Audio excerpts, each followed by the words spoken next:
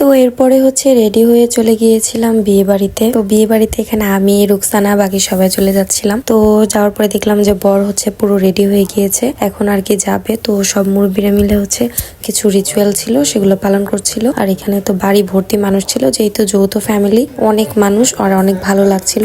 এখানে হচ্ছে পাগড়ি পরাচ্ছিল সবাই মিলে আর অনেক মজা করছিল। তো এখন হচ্ছে একটু পরে সবাই মিলে আমরা চলে যাব। তো দেখতে থাকুন পরের পার্টে কি আসে। তো এখানে হচ্ছে এবার চলে যাচ্ছিলাম, আমরা সবাই অটোতে করে চলে গিয়েছিলাম আর বরের গাড়ি ছিল অন্য পাশে আলাদা। তো এরপরে হচ্ছে গ্রামের ওয়েদারটা আসলে অনেক সুন্দর ছিল, কিন্তু অতিরিক্ত রোদ ছিল ওই দিন। আর এই তো আমি ভূতের চোখ লাগিয়ে এখন চলে যাচ্ছি। তো এই তো আমি হচ্ছে মাঝখানে বসেছি আব্বু আসিফাতের সাথে, মামাও ছিল আর একটা আঙ্কেল ছিল, আর সবাই মিলে হচ্ছে আলাদা আলাদা করে যার যার ফ্যামিলির সাথে যাচ্ছিল। তো এরপর আমার তো ভালোই লাগছিল যেতে যেতে। তো অনেকটা রাস্তা অনেকক্ষণ লেগেছে মানে মেয়ের বাড়িতে যাওয়ার জন্য। তো ফাইনালি মেয়ের বাড়িতে চলে গিয়েছিলাম, কিন্তু এখানে নেক্সট পার্টে একটা টুইস্ট আছে। তো নেক্সট ভিডিওতে সেটা বলবো, এই ভিডিওতে বলবো না। তো যাওয়ার পরে কিছুক্ষণ আমরা ওয়েট করলাম, অনেকক্ষণ ওয়েট করলাম, কিন্তু বরের গাড়ি আর আসছিল না। তো পরের পার্টে আমি বলবো কেন বরের গাড়ি আসছিল না।